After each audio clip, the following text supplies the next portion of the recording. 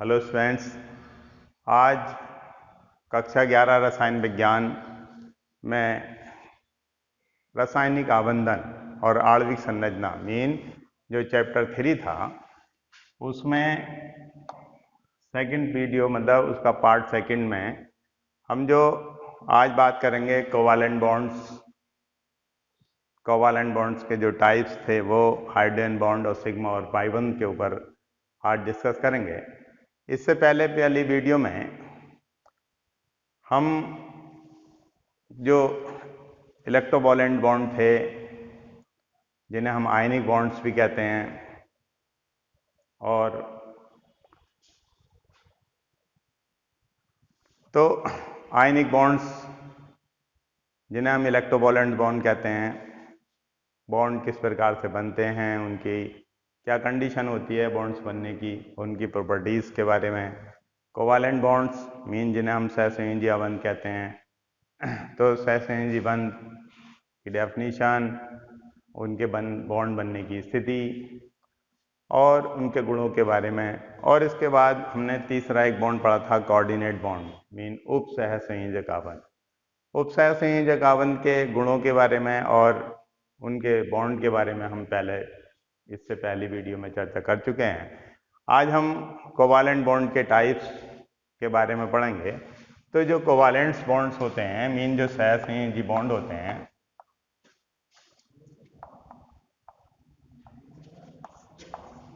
तो covalent bond जो होते हैं दो प्रकार के होते हैं। एक होते हैं non polar covalent bond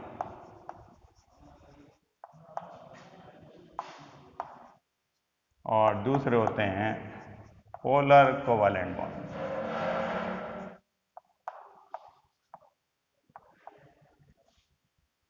non polar mean जिन्हें हिंदी में हम कहते हैं अध्रुवीय सहसंयोजी आबंध, और एक होते हैं हमारे पास पोलर कोवालेंट मीन ध्रुवीय सहसंयोजी आबंध। तो अध्रुवीय सहसंयोजी आबंध कैसे कहते हैं, पहले हम सहसंयोजी आबंध की बात करें तो परमाणुओं के मध्य इलेक्ट्रॉनों की बराबर की साझेदारी द्वारा जो आबंध बनता है वो सहसंयोजी आबंध कहलाता है। तो जैसे हम एग्जाम्पल शो करें हाइड्रोजन मॉलिक्यूल्स का, इन हाइड्रोजन मॉलिक्यूल्स, तो हाइड्रोजन मॉलिक्यूल्स में हाइड्रोजन के दो एटम्स होते हैं और हाइड्रोजन का इलेक्ट्रॉनिक कॉन्फ़िगरेशन एक यानी कि एटॉमिक नंबर 1 है और इलेक्ट्रॉनिक कॉन्फ़िगरेशन 1s1 होता है।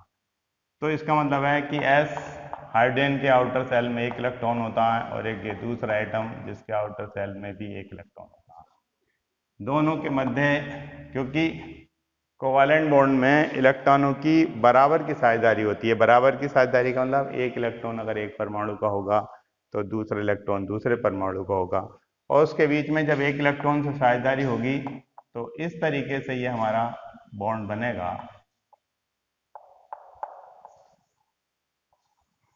तो ये जो बॉन्ड बनने आया ये हाइड्रोजन मॉलिक्यूल्स हो गया। H और H मिलकर के हाइड्रोजन मॉलिक्यूल्स, अर्थात दोनों हाइड्रोजन एटम जो होते हैं इसको इस तरीके से भी रिप्रेजेंट कर सकते हैं H बॉन्ड H। तो अब हम बात कर रहे हैं कि जो नॉन पोलर मीन अध्रुवीय सहसंयोजी आबंध होते हैं। अध्रुवीय सहसंयोजी आबंध जो होते हैं कब बनते हैं कि जब दो परमाणु जिनकी विद्युत ऋणात्मकताएं समान हो, या ये कह सकते हैं कि अगर समान आकार के दो परमाणु हैं तो उनके मध्य अगर इलेक्ट्रॉनों की साझेदारी होती है तो इलेक्ट्रॉनों की साझेदारी होने से जो शेयरिंग इलेक्ट्रॉन्स होता है मीन जो साझे का इलेक्ट्रॉन होता है वो दोनों परमाणुओं के बीच में व्यवस्थित हो जाता है। इसको इस तरीके से भी देख सकते हैं, इस तरीके से साझे का इलेक्ट्रॉन दोनों परमाणुओं के बीच में आ जाता है, जिसकी वजह से इन परमाणुओं पर यानी कि जो हाइड्रोजन के परमाणु होते हैं उन पर ना तो किसी पर धनावेश आ पाता है ना ही किसी पर ऋणावेश आता है, अर्थात जो अणु होता है वो उदासीन हो जाता है। तो इस प्रकार के जो आबंध होते हैं वो नॉन पोलर कोवालेंट बॉन्ड कहलाते हैं।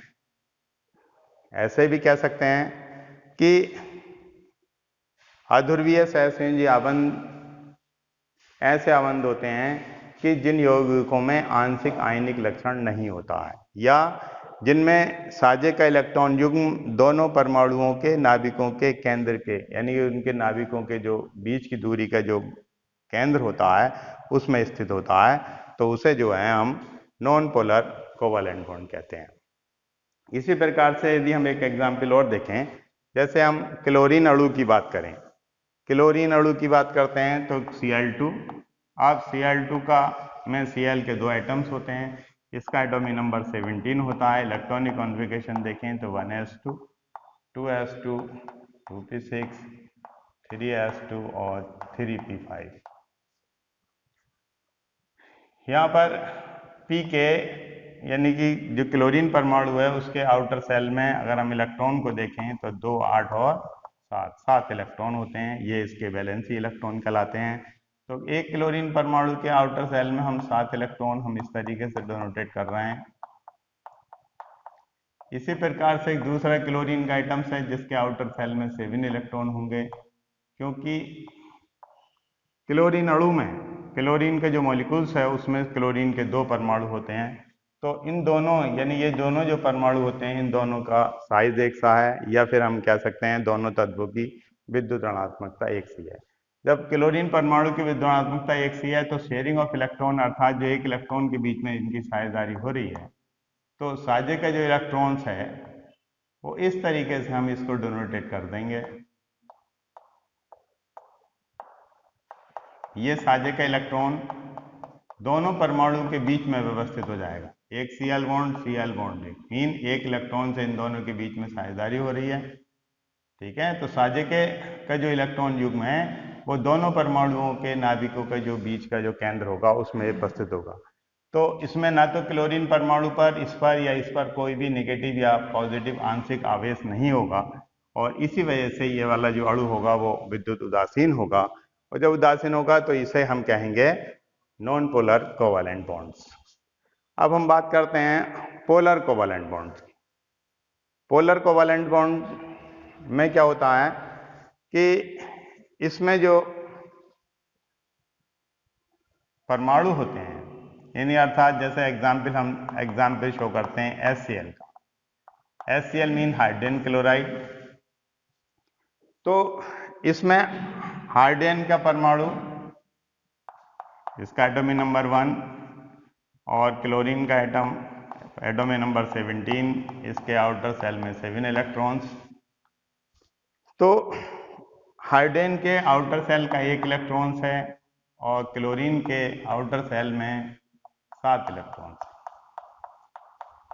तो यदि हम इन दोनों परमाणुओं को देखें तो क्लोरीन परमाणु की जो विद्युत ऋणात्मकता है, मीन जो ऋण विद्युतता है, वो हाइड्रोजन परमाणु से अधिक होती है, और हाइड्रोजन परमाणु से अधिक होने की वजह से जो इलेक्ट्रॉन की जब शेयरिंग होती है तो इलेक्ट्रॉन की शेयरिंग से, एक इलेक्ट्रॉन की शेयरिंग से हाइड्रोजन परमाणु का जो इलेक्ट्रॉन है वो ऋण विद्युतीय परमाणु की ओर थोड़ा शिफ्ट हो जाता है, अर्थात ये जो इलेक्ट्रॉन्स है हाइड्रोजन परमाणु से दूर चला जाता है और क्लोरीन परमाणु की तरफ चला जाता है, जिसकी वजह से हाइड्रोजन परमाणु पर जो है पार्शियली मीन आंशिक पॉजिटिव चार्ज और क्लोरीन परमाणु पर आंशिक ऋण आवेश आ जाता है। इसको हम इस तरीके से भी रिप्रेजेंट कर सकते हैं, HCl इज नेगेटिव और ये पॉजिटिव। तो इस प्रकार के जो आबंध होते हैं वो कहलाते हैं कैसे? ध्रुवीय सहसंयोजी आबंध।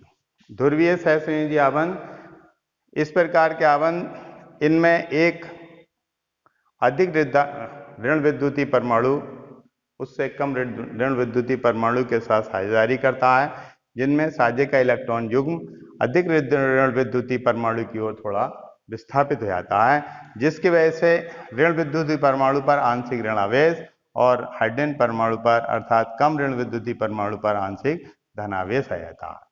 तो इस प्रकार के बॉन्ड को हम पोलर कोवैलेंट बॉन्ड कहते हैं, जिसे हम हिंदी में ध्रुवीय सहसंयोजी आबंध कहते हैं। अब एक और एग्जाम्पल यदि हम देखें ध्रुवीय सहसंयोजी आबंध का, सपोज कीजिए जैसे HF है, HF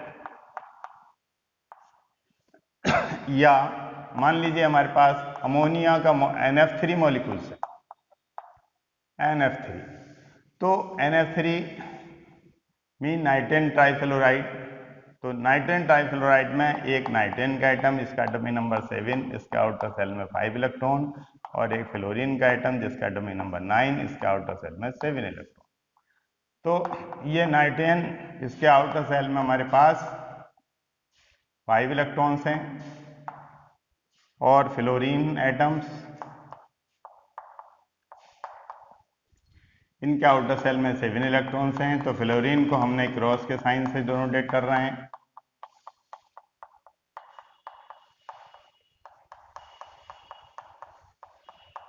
इस तरीके। अब एक इलेक्ट्रॉन से इसकी शेयरिंग कर ली, एक इलेक्ट्रॉन से इसकी शेयरिंग और एक इलेक्ट्रॉन से इसकी शेयरिंग हो गई। तो हमने क्या रिजल्ट निकलता है, इन दोनों में से यदि हम देखें तो फ्लोरीन परमाणु की ऋण विद्युतता या विद्युत ऋणात्मकता जो है नाइट्रेन परमाणु से ज्यादा होती है। और जब नाइट्रेन परमाणु से होती है तो नाइट्रेन परमाणु पर यहाँ पर पॉजिटिवली चार्ज होगा और फ्लोरीन परमाणु पर पार्शली जो है नेगेटिव चार्ज होगा। इसी प्रकार से ये इस परमाणु पर आंशिक पॉजिटिव चार्ज, इस पर आंशिक नेगेटिव चार्ज, और इस पर पॉजिटिव चार्ज और इस पर नेगेटिव चार्ज बन जाता है। तो ये वाला जो बॉन्ड्स होता है, यानी कि जिनमें असमान विद्युत ऋणात्मक परमाणु के बीच में जब साजे का इलेक्ट्रॉन इस प्रकार व्यवस्थित हो जाता है कि साजे का इलेक्ट्रॉन युग्म ऋण विद्युतीय परमाणु की ओर चला जाता है, तो उस प्रकार के बॉन्ड को हम ध्रुवीय सहसंयोजी आबंध कहते हैं। अर्थात ये भी कह सकते हैं कि ऐसे यौगिक या ऐसे अणु जिनमें आंशिक आयनिक लक्षण होते हैं। आंशिक आयनिक लक्षण होते हैं मतलब या तो पॉजिटिव, थोड़ा सा पॉजिटिव चार्ज होता है या फिर थोड़ा नेगेटिव चार्ज होता है। तो इस प्रकार के हम बॉन्ड को हम कहते हैं ध्रुवीय सहसंयोजी आबंध। जैसे HCl है, H में H के आउटर सेल में 1 इलेक्ट्रॉन है, और F फ्लोरीन है, इसके आउटर सेल में 7 इलेक्ट्रॉन्स होते हैं। अगर हम देखें तो H और F के बीच में अगर बॉन्ड बनना है तो फ्लोरीन परमाणु की विद्युत ऋणात्मकता जो है हाइड्रोजन से ज्यादा है, इसलिए साजे का इलेक्ट्रॉन किधर शिफ्ट हो जाता है, क्लोरीन परमाणु की थोड़ा शिफ्ट हो जाता है, जिसकी वजह से इस तरह की ये व्यवस्था बन जाती है। और क्लोरीन परमाणु जो है पार्शियली नेगेटिव और हाइड्रोजन परमाणु पार्शियली पॉजिटिव बन जाता है। या हम इसको ऐसा कर सकते हैं H बॉन्ड F और पार्शियली नेगेटिव और पार्शियली। तो इस प्रकार से हमने देखा कि जो कोवालेंट बॉन्ड होते हैं वो 2 प्रकार के कोवालेंट बॉन्ड होते हैं, एक होते हैं पोलर और एक होते हैं नॉन पोलर। पोलर में साजे का इलेक्ट्रॉन युग्म ऋण विद्युतीय परमाणु की ओर थोड़ा व्यवस्थित होगा, और जो नॉन पोलर कोवालेंट बॉन्ड्स होते हैं उनमें जो साजे का इलेक्ट्रॉन युग्म है दोनों परमाणु के नाभिकों के बीच के केंद्र में स्थित होगा। अर्थात उसमें आंशिक आयनिक लक्षण बिल्कुल नहीं होगा, जबकि पोलर बॉन्ड में जो होगा आंशिक आयनिक लक्षण होगा। इसके बाद हम बात करते हैं हाइड्रोजन बंध की। हाइड्रोजन आबंध किसे कहते हैं? हाइड्रोजन आबंध का अपना बहुत महत्वपूर्ण टॉपिक होता है हाइड्रोजन आबंध।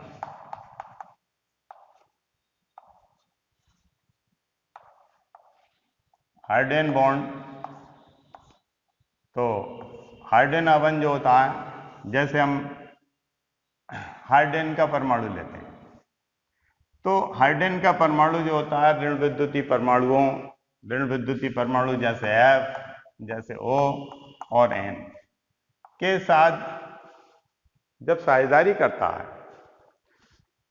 तो जो साजे का इलेक्ट्रॉन युग्म है वो इन ऋण विद्युतीय परमाणु की ओर थोड़ा विस्थापित हो जाता है, जिसकी वजह से इन ऋण विद्युतीय परमाणु पर आंशिक ऋणावेश और हाइड्रोजन परमाणु पर आंशिक धनावेश आ जाता है। जैसे हम एग्जाम्पल में देखते हैं, जैसे HF है, HF, तो HF का यदि हम बॉन्ड बनाएं तो एक है ये H और F, यानी कि अभी हमने बॉन्ड पर बात करी, H के आउटर सेल में 1 इलेक्ट्रॉन है, F के आउटर सेल में हमारे पास 7 इलेक्ट्रॉन है। 1 इलेक्ट्रॉन से दोनों के बीच में शेयरिंग होने के बाद हमारे पास ये कंडीशन हमारी बनती है। तो इस पर जो साजे हाइड्रोजन का इलेक्ट्रॉन है फ्लोरीन परमाणु की तरह चला गया, जिस पर पार्शियली नेगेटिव चार्ज बन गया, इसके ऊपर पार्शियली पॉजिटिव चार्ज। तो HF का अणु इस पर पार्शियली नेगेटिव और ये पार्शियली पॉजिटिव। इसी प्रकार से एक और दूसरा मॉलिक्यूल्स हम लेते हैं HF का, ये HF के मॉलिक्यूल्स ले रहे हैं। तो ये जो हाइड्रोजन का परमाणु है इसके ऊपर कैसा चार्ज है? पार्शली पॉजिटिव चार्ज है। और फ्लोरीन परमाणु पर किस प्रकार का चार्ज है? पार्शली नेगेटिव चार्ज है। तो ये हाइड्रोजन परमाणु एक दूसरे ऋण विद्युतीय तत्व से एक अट्रैक्शन बल का लगाएगा, अर्थात ये प्लस का जो है इस माइनस से एक अट्रैक्शन फोर्स काम करेगा यहाँ पे इन दोनों के बीच में, जिसकी वजह से F के और H के बीच में एक वीक बॉन्ड बन जाएगा और उस वीक बॉन्ड का नाम होगा कौन? Hydrogen bond. तो हाइड्रोजन बंध को हम किस प्रकार से एक्सप्लेन अगर हम करें कि किसी ऋण विद्युतीय तत्व से सहसंयोजी बंध द्वारा जुड़े हाइड्रोजन परमाणु, यानी कि कोई भी ऋण विद्युतीय तत्व है यदि उससे सहसंयोजी बंध के द्वारा अगर हाइड्रोजन परमाणु जुड़ता है तो वो दूसरे ऋण विद्युतीय तत्व से एक दूसरे ऋण विद्युतीय तत्व से दुर्बल बंध बनाने की प्रवृत्ति रखता है, अर्थात उसके प्लस के और उसके माइनस के बीच में एक दुर्बल अट्रैक्शन फोर्स काम करेगा, क्योंकि यहाँ पे जो चार्ज है वो पॉजिटिव और नेगेटिव जो है वो पार्शली पॉजिटिव और नेगेटिव चार्ज है, जिसकी वजह से यहाँ पे जो है एक वीक बॉन्ड बनेगा और इस वीक बॉन्ड का जो नाम होगा इसको कहेंगे हम हाइड्रोजन बॉन्ड। Hydrogen bond. तो ये जो बॉन्ड्स होता है इस बॉन्ड को हम डॉटेड लाइन के द्वारा या कटी हुई रेखाओं के द्वारा हम इसे प्रदर्शित कर लेते हैं। तो इसी प्रकार से इस हाइड्रोजन का परमाणु इधर की तरफ एक बॉन्ड बनाएगा, इसका ये आगे की तरफ बॉन्ड बनाएगा और ये जो है बॉन्ड इस तरीके से बनेगा। यदि हम इसमें और एक एग्जाम्पल देखें, मान लीजिए वाटर मॉलिक्यूल्स है। वाटर मॉलिक्यूल्स तो ये H2O है। H2O में ऑक्सीजन परमाणु की जो विद्युत ऋणात्मकता है वो ज्यादा है और हाइड्रोजन परमाणु की विद्युत ऋणात्मकता कम है। तो हाइड्रोजन का परमाणु इस तरीके से ऑक्सीजन परमाणु के साथ साझेदारी करेगा। एक इलेक्ट्रॉन से इधर साझेदारी हो गई, एक इलेक्ट्रॉन से इधर साझेदारी हो गई। हाइड्रोजन के पास 2 इलेक्ट्रॉन हो गए, हीलियम की स्ट्रक्चर आ गई, ऑक्सीजन से 2 इलेक्ट्रॉन से शेयरिंग करके नियॉन की संरचना आ गई। तो कहने का मतलब यह है कि ऑक्सीजन परमाणु जो होता है वाटर मॉलिक्यूल्स में, ऑक्सीजन का जो परमाणु होता है वो 2 हाइड्रोजन बंधों के साथ 2 हाइड्रोजन परमाणुओं के साथ एकल बंध से जुड़ा होता है। तो इसको हम इस तरीके से लिख सकते हैं, ऑक्सीजन H और ऑक्सीजन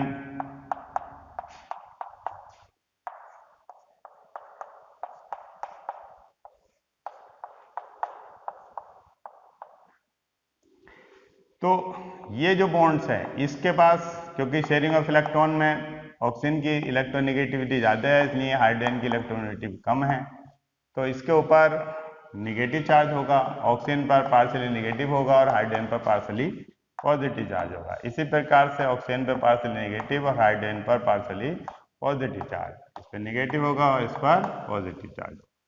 तो ये हाइड्रोजन परमाणु इस ऑक्सीजन परमाणु के साथ क्या बनाएगा? एक वीक बॉन्ड बनाएगा, इस तरीके से आगे की ओर और पीछे की ओर। तो ये वाले जो बॉन्ड्स होते हैं, ये जो वीक बॉन्ड्स हैं, ये कहलाते हैं हाइड्रोजन बॉन्ड। वैसे तो यदि हम देखें कि वाटर के जो मॉलिक्यूल्स होता है, यानी जो वाटर मॉलिक्यूल्स होता है, यदि उसे हम आइस में कन्वर्ट हो, यानी कि जो बर्फ अवस्था है वाटर की, उसमें वाटर का जो एक मॉलिक्यूल्स होता है वो 4 अन्य वाटर मॉलिक्यूल्स के साथ हाइड्रोजन बॉन्डिंग का निर्माण करता है। तो अब हम बात करते हैं हाइड्रोजन बॉन्ड के टाइप्स की, मतलब types of hydrogen bonds, hydrogen bond के प्रकार। तो हाइड्रोजन बॉन्ड जो होते हैं वो 2 प्रकार के होते हैं। एक होते हैं intermolecular hydrogen bond,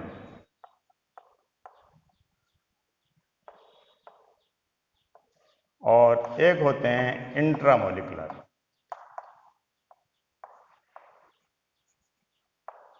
intramolecular hydrogen bond. Intermolecular hydrogen bond और इंट्रामोलिकुलर। जो इंट्रामोलिकुलर होते हैं उन्हें हम कहते हैं हिंदी में अंत्य अणुक हाइड्रोजन बंध, हाइड्रोजन आबंध। और जो इंटरमोलिकुलर्स होते हैं इनको कहते हैं हम अंतराणुक, अंतराणुक हाइड्रोजन आबंध। तो हमने देखा कि हाइड्रोजन आबंध जो होते हैं वो दो प्रकार के होते हैं, एक अंत्याणु, अंतःअणुक हाइड्रोजन आबंध जिनको अंग्रेजी में इंट्रामोलिकुलर कहते हैं, और इंटरमोलिकुलर हाइड्रोजन आबंध जिसको हिंदी में अंतराणुक हाइड्रोजन बंध करते हैं।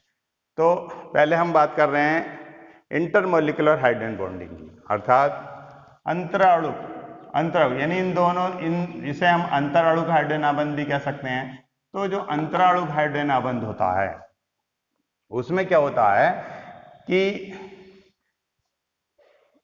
एक ही अणु हो या उनके बहुत सारे अणुओं के बीच में अगर हाइड्रोजन आबंध का निर्माण होता है, मान लीजिए वाटर मॉलिक्यूल्स है, H2O है, तो H2O के अगर H2O में वाटर का एक मॉलिक्यूल C है, एक मॉलिक्यूल C है, एक मॉलिक्यूल C है और एक मॉलिक्यूल C है, तो यदि वाटर के दो या एक ही अणु के या एक ही यौगिक के दो या दो से अधिक अणुओं के बीच, एक ही अणु या यौगिक के दो या दो से अधिक अणुओं के बीच यदि हाइड्रोजन आबंध का निर्माण होता है तो इस प्रकार के बॉन्ड को हम कहते हैं इंटरमोलिकुलर हाइड्रोजन आबंध, मीन अंतराणुक हाइड्रोजन आबंध। तो इंटरमोलिकुलर हाइड्रोजन आबंध में हमें दिखाई दिया कि जैसे वाटर है, यदि हम एक एग्जाम्पल और शो करें, जैसे ethyl alcohol C2H5OH, ethyl alcohol में एक ऑक्सीजन, ये हाइड्रोजन और ये C2H5, इसी तरीके से ऑक्सीजन,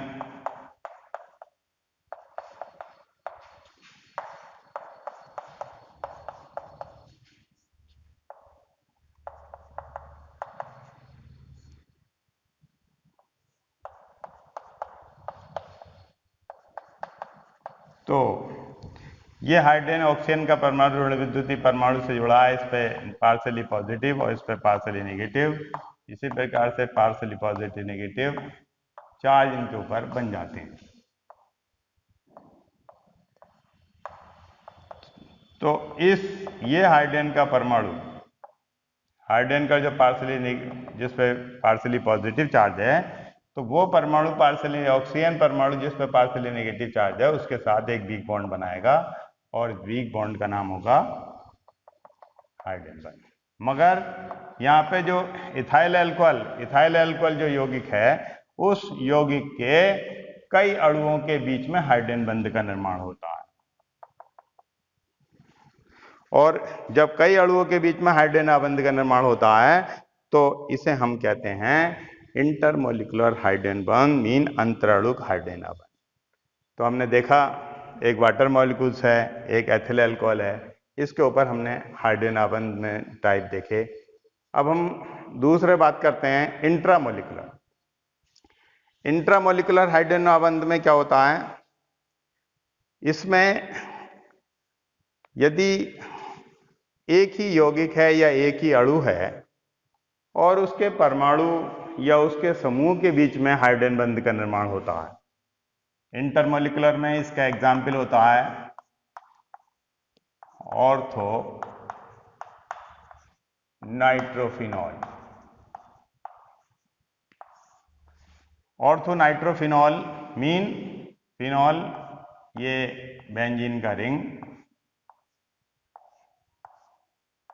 और इसमें ये OH ग्रुप लग गया, OH group.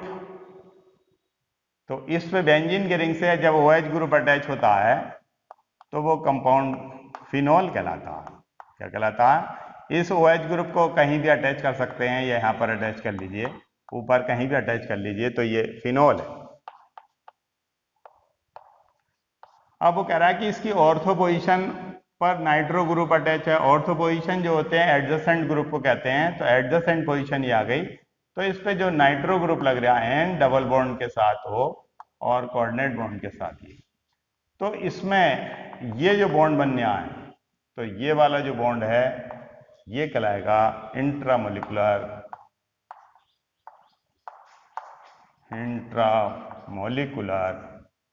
Hydrogen bond.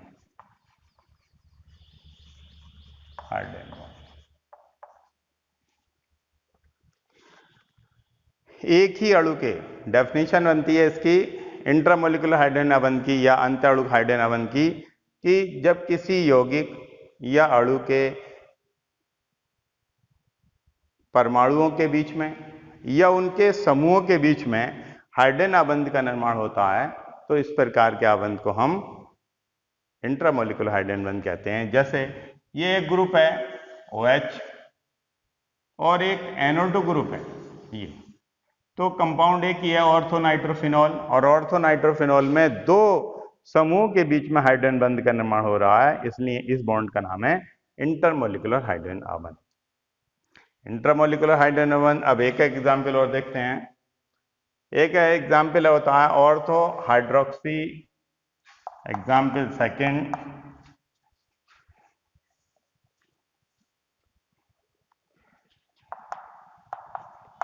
Ortho hydroxy benzaldehyde. Ortho hydroxy benzaldehyde mean, पहले हम बेंजीन का रिंग, बेंजीन के रिंग के बाद अब इसमें यदि हम CHO ग्रुप अटैच कर दें, ये हमारे पास ये है CHO ग्रुप, यदि हम CHO ग्रुप बेंजीन के रिंग में लगा दें तो इस कंपाउंड को हम बेंजल्डिहाइड कहते हैं। अब इसकी ऑर्थो पोजीशन पर हाइड्रोक्सी ग्रुप है, ऑर्थो पोजीशन एडजेसेंट ग्रुप को कहते हैं, और इसमें ऑर्थो पोजीशन पर ये OH ग्रुप लगा दिया, तो इसके O के और इस हाइड्रोजन के बीच में एक वीक बॉन्ड बन जाएगा, और इस वीक बॉन्ड का नाम होगा इंट्रामोलिकुलर हाइड्रोजन बॉन्ड। ये बना इंट्रामोलिकुलर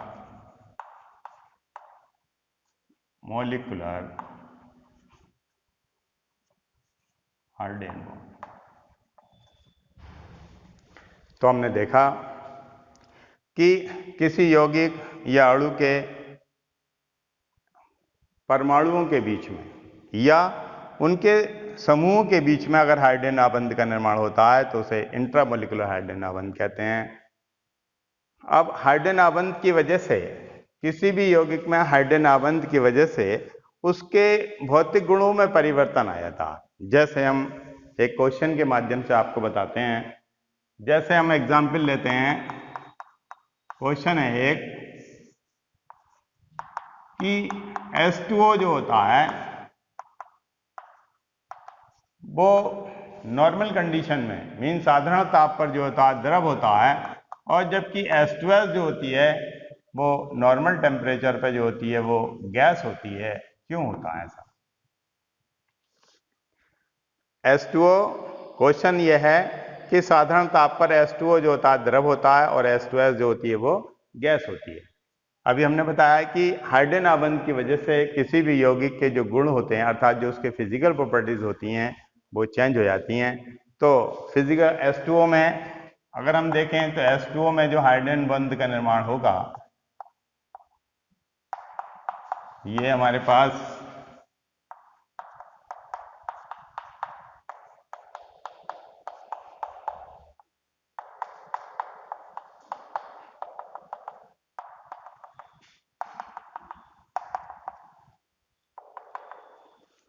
यदि हम H2S को देखें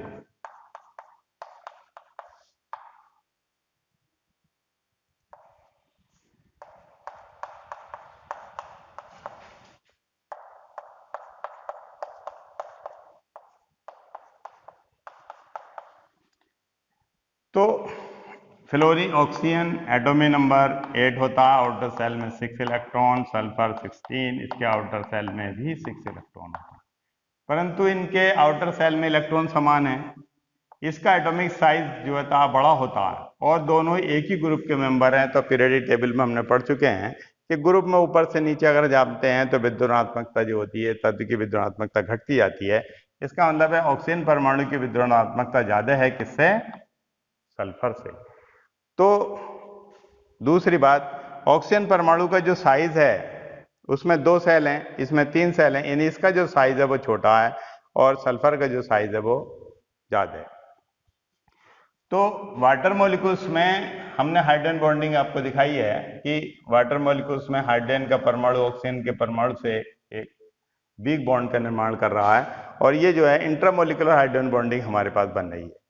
तो इंट्रामोलिकुलर यहाँ पर जो होता है कि हाइड्रोजन का परमाणु जो होता है सल्फर के परमाणु से हाइड्रोजन बंध नहीं निर्माण करता, यानी यहाँ पे हाइड्रोजन बंध का निर्माण नहीं होता, यहाँ पे हाइड्रोजन बंध बन जाता है। जितने कोवालेंट बॉन्ड यहाँ बन रहे हैं ऑक्सीजन वाटर मॉलिक्यूल्स में उतने ही बॉन्ड H2S में भी बन रहे हैं, परंतु इन एक्स्ट्रा बॉन्ड की वजह से, ये हाइड्रोजन बॉन्ड की वजह से H2O के जो अणु होते हैं वो आपस में संघनित हो जाते हैं और संघनित होने के बाद द्रव अवस्था में आ जाते हैं।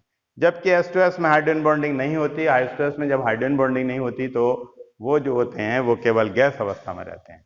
तो हम इसको इस तरीके से और कह सकते हैं कि वाटर मॉलिक्यूल्स में कि जल के अणुओं में अंतराणुक हाइड्रोजन आबंध भी बनते हैं तथा सहसंयोजी आबंध भी बनते हैं, जिसकी वजह से ऑक्सीजन वाटर के जो मॉलिक्यूल्स हैं वो परस्पर संघनित हो जाते हैं और संघनित होकर के द्रव अवस्था में आ जाते हैं।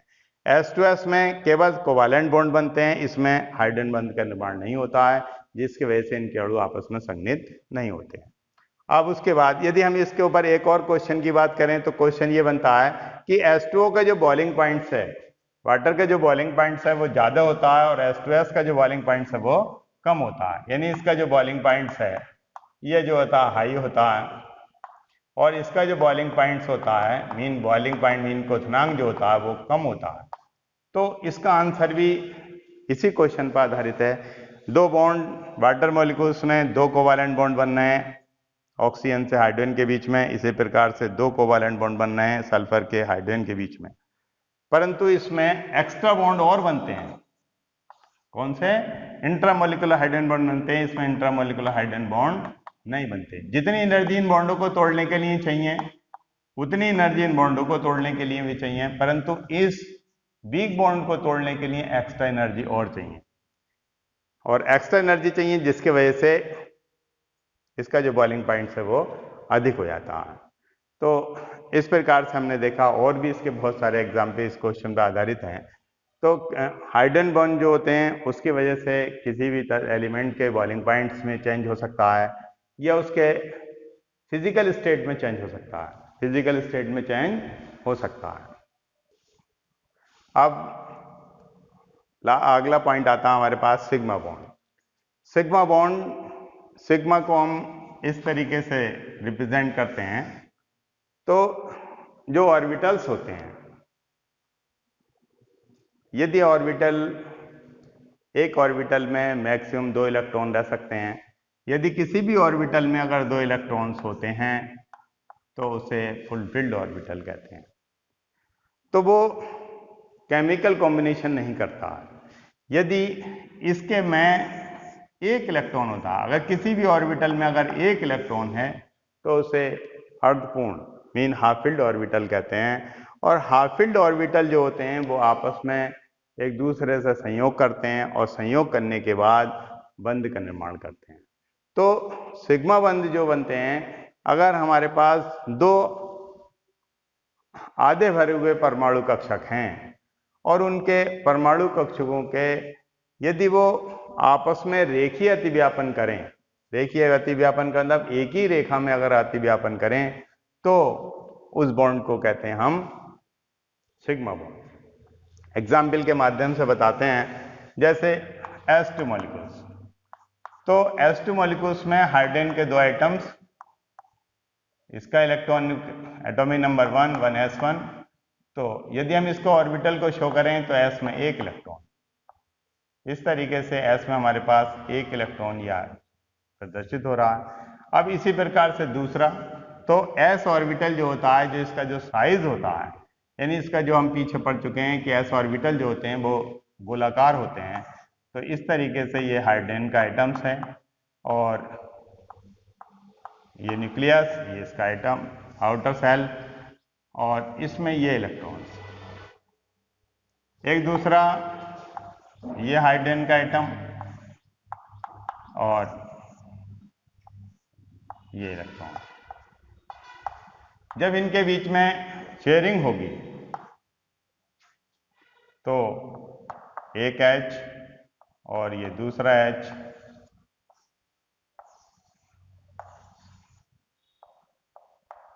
इस तरीके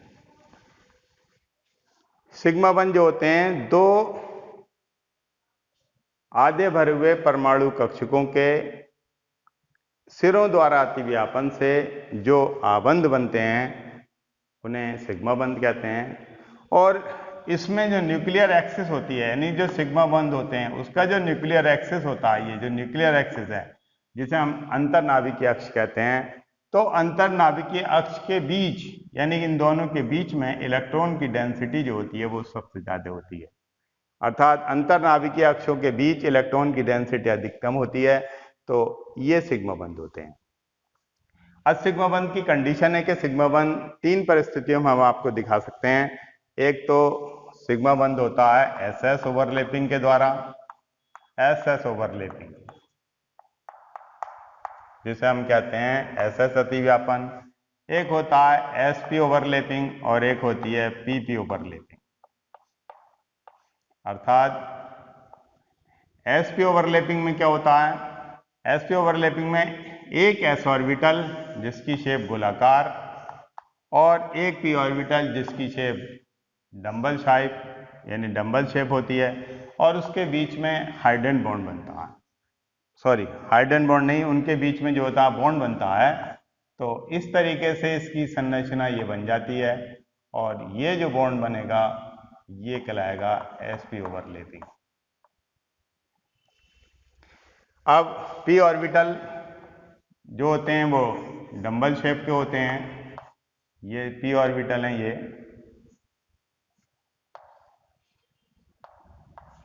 अगर इसका एक सिरा और दूसरे का एक सिरा अगर इनके आपस में बॉन्ड बनते हैं तो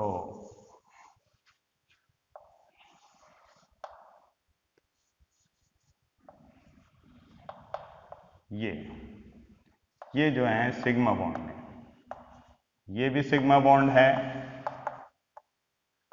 और ये भी सिग्मा बॉन्ड है। तो हमने देखा कि सिग्मा बॉन्ड जो होते हैं दो आधे भरे हुए परमाणु कक्षकों के सिरों द्वारा अतिव्यापन से जो बंध बनते हैं उन्हें सिग्मा बंध कहते हैं। सिग्मा बंध तीन टाइप से सिग्मा बंधों के बीच में हम ओवरलैपिंग देख सकते हैं। SS के बीच में ओवरलैपिंग, SP ओवरलैपिंग और PP ओवरलैपिंग। कहने का मतलब है एक परमाणु कक्षक का, एक S कक्षक दूसरे का अगर एक P कक्षक आपस में मिलकर के अगर बॉन्ड का निर्माण करता है तो उसे हम कहते हैं SP। जैसे सपोज कर सकते हैं हम, जैसे HCl। अब HCl में H के आउटर सेल में एक इलेक्ट्रॉन 1s1, क्लोरीन का इलेक्ट्रॉन कॉन्फ़िगरेशन अगर हम लिखें 1s2 3p5। 3p5 में अगर हम ऑर्बिटल को देखें, तीन ऑर्बिटल, तो एक p ऑर्बिटल है जिसके हाफ फील्ड ऑर्बिटल है। तो एक s ऑर्बिटल मीन इसकी जो शेप है वो गोलाकार है, और p जो ऑर्बिटल है इसकी जो शेप है वो डबल शेप है। तो इसके बीच में जब हाइड्रोजन, जिसके बीच में जब बॉन्ड का निर्माण होगा तो वो कहलाएगा SP ओवरलैपिंग, और इसका बंध का टाइप होगा सिग्मा बॉन्ड। इसमें जो न्यूक्लियर एक्सिस होते हैं, अर्थात जो दोनों ऑर्बिटलों के जो न्यूक्लियर एक्सिस होते हैं वो एक ही लाइन में होते हैं, और उन दोनों के बीच में इलेक्ट्रॉन की डेंसिटी अधिकतम होती है। अब हम बात करते हैं पाई बॉन्ड की। तो जो पाई बॉन्ड्स होते हैं, सिग्मा की जगह अब हम बात करते हैं pi bond.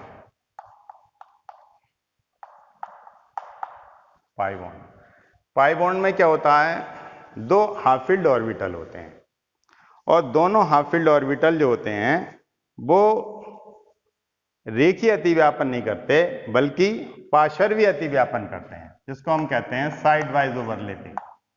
Side wise overlapping.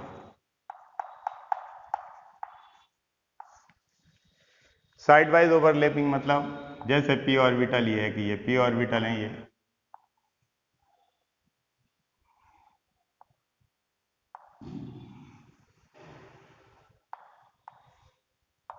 तो ये वाले जो ऑर्बिटल्स हैं ये कंडीशन इनके साथ भी हार्ड फील्ड ऑर्बिटल होने चाहिए, तो ये जो बॉन्ड बनेगा ये कहलाएगा पाई बॉन्ड। डेफिनेशन बनती है कि दो आधे भरे हुए परमाणु कक्षकों के पार्श्वीय अतिव्यापन से जो आबंध बनते हैं उन्हें पाई बॉन्ड कहते हैं। और इसमें इंटरन्यूक्लियर जो एक्सिस होती है वो एक दूसरे के पैरेलल रहती है। उसमें सिग्मा बॉन्ड में इंटरन्यूक्लियर एक्सिस एक ही लाइन में रहती है, इसमें इंटरन्यूक्लियर एक्सिस जो होती है एक दूसरे के पैरेलल रहती है, और इंटरन्यूक्लियर एक्सिस के ऊपर और नीचे की तरफ इलेक्ट्रॉन की डेंसिटी अधिकतम होती है। तो इस प्रकार से बच्चों आज हमने कोवैलेंट कंपाउंड के टाइप्स, हाइड्रोजन बंध और उस पर आधारित क्वेश्चन सिग्मा और पाई बंध के बारे में डिस्कस करी है। अब बाकी जो शेष है वो पार्ट 3 में इसके ऊपर डिस्कस करेंगे। जय हिंद।